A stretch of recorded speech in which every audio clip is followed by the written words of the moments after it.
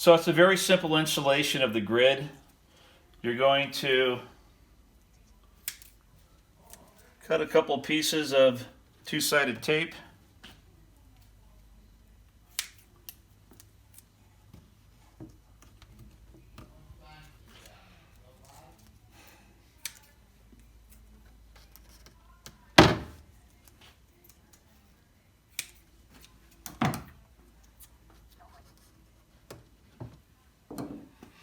Make sure it's on there real good.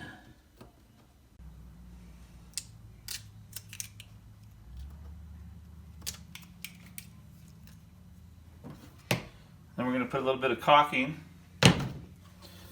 in between each one here.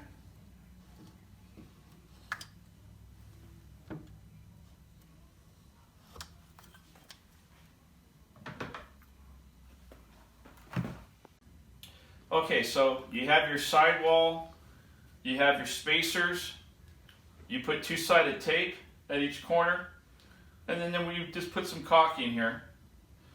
And then you're just going to take this tool here that's included in your kit. It's called a setback tool. That's going to set back this tray, this grid, 3 inches.